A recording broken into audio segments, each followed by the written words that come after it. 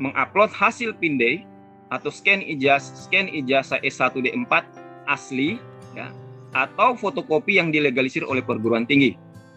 Ya.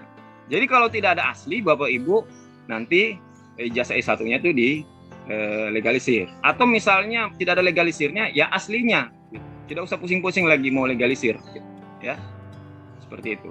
Bagi mahasiswa yang memiliki ijazah S1 dari luar negeri, itu melampirkan surat penyetaraan dari Dirjen Ditjen Dikti, Bapak Ibu. Jadi jelas ya, ini hasil pindai ijazah.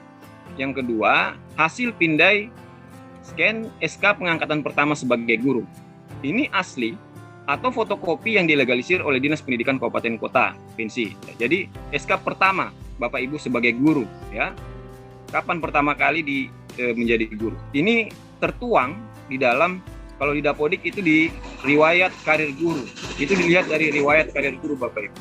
Minta maaf ada motor lewat. Dari riwayat karir guru. Nah, ini nanti yang Bapak Ibu harus bisa membuktikan. Misalnya di riwayat karir guru, Bapak Ibu mengajar mulai tahun 2006. Bapak Ibu harus membuktikan itu di dokumen. Mana SK 2006-nya itu? Atau misalnya Bapak Ibu terangkat CPNS tahun 2020, tetapi Bapak Ibu pernah mengabdi di tahun misalnya 2017. Nah, dan kemudian di Dapodik terdata Bapak Ibu punya pengangkatannya itu tahun 2017 misalnya. Punya pengalaman honor sebelumnya, itu harus bisa dibuktikan dengan dokumen itu. Makanya dimintai hasil pindai scan SK pengangkatan pertama. Kemudian yang ketiga, hasil pindai scan SK pangkat terakhir bagi guru PNS atau SK pengangkatan 2 tahun terakhir bagi guru non PNS. Jadi kalau guru PNS yang SK pengangkatan terakhirnya saja yang di-upload, ya, untuk SK terakhirnya, ya. Nah, bagi guru yang non PNS itu SK pengangkatan 2 tahun terakhir, ya, asli atau fotokopi.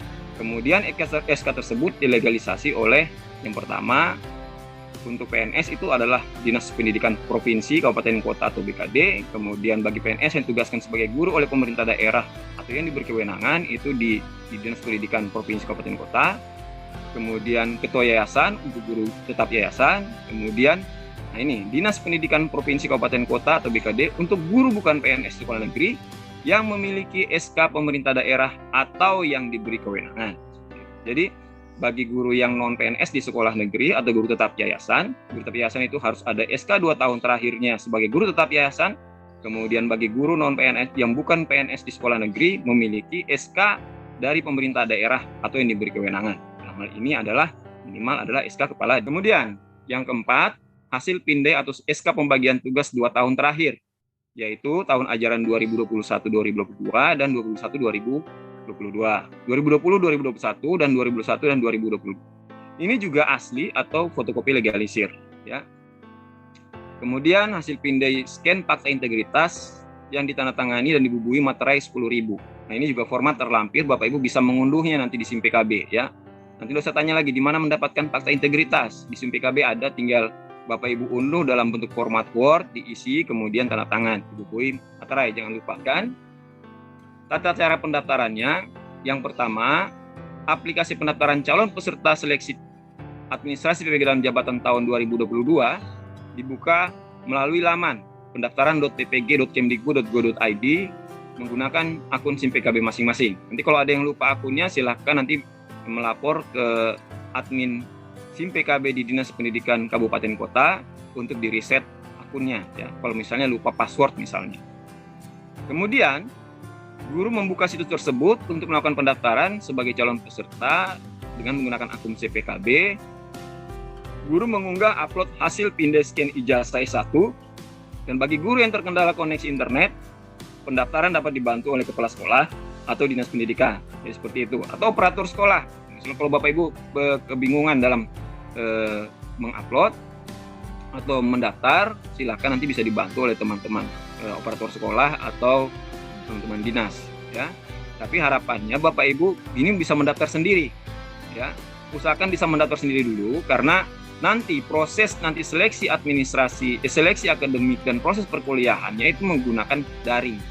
Nah, sebaiknya Bapak Ibu juga sudah mulai belajar, ya. Jadi tidak terlalu banyak berhadap pada orang lain dulu, sehingga nanti ke depannya proses PPG-nya juga tidak kesulitan Bapak Ibu. Kemudian Guru menetapkan bidang studi yang akan diikuti dalam PPG. Ketentuan penetapan program studi PPG adalah linear dengan program studi atau jurusan pada ijazah S1 yang dimiliki.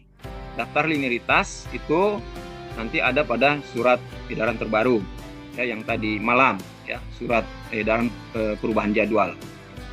Kemudian guru mengisi nama perguruan tinggi dalam program studi sesuai dengan ijazah S1. Jadi minta perguruan tingginya, kemudian apa program studinya dalam nanti Bang Hendra menjelaskan secara detail ya. Nah, kemudian LPMP melakukan verifikasi dan validasi kesesuaian data Dapodik dengan dokumen yang Bapak Ibu unggah ya. Nah, kemudian nanti hasilnya akan ada 3. Pertama adalah disetujui jika berkas memenuhi syarat bidang studi yang linear dengan program studi lainnya serta persyaratan lainnya itu sudah memenuhi persyaratan. Yang kedua, tolak permanen.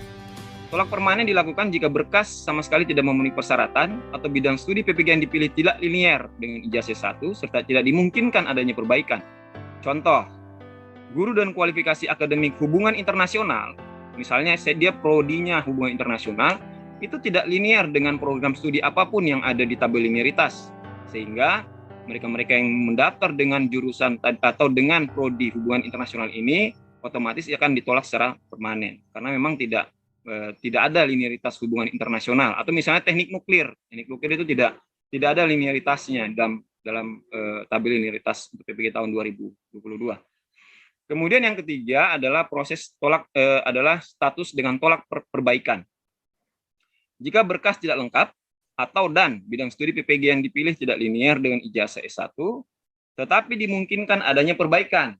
Ya, misalnya guru yang kualifikasi akademik sarjana bahasa Inggris, dia memilih program studi PPG guru kelas SD.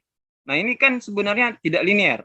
Kalau dia S1-nya bahasa Inggris, prodi PPG-nya itu guru kelas SD. Ini tidak linear. Nah, kenapa tidak ditolak permanen? Karena dia bisa memperbaiki linearitasnya. Dia bisa mengambil bahasa Inggris di jenjang yang lainnya, seperti itu. Jadi, dimungkinkan untuk pindah jenjang. Misalnya yang bersangkutan mengajar di SD, karena di SD itu tidak ada pilihan prodi PPG-nya, dia bisa mengambil di jenjang lainnya yang ada pilihan prodinya, seperti itu. Contohnya tadi bahasa Inggris, di SD tidak ada prodi PPG bahasa Inggris, dia bisa mengambil di SMP atau SMA atau SMK. Nah, filter dan validasi by system Bapak Ibu, ini data yang ditarik berdasarkan data Dapodik, itu parameternya ada 6. Yang pertama, NIK. Jadi NIK-nya ini harus valid, yang valid. Artinya sudah centang hijau, ya. Kalau masih ada centang silang merah, itu berarti masih ada permasalahan. Kemudian filter usia, untuk melihat usia nanti jangan sampai ada yang sudah di atas 58 tahun, maka difilter. Dan kemudian wajib memiliki NUPTK, maka difilter juga yang sudah punya NUPTK. Ya, NIK dan NUPTK ini jika masih belum valid, ini masih diberi kesempatan sampai nanti penutupan proses pendaftaran.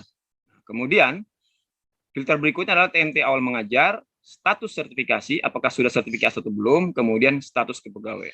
Untuk 3 yang terakhir ini sudah final, tidak ada lagi proses perbaikan berdasarkan data cut-off 30 Januari 2022, seperti itu.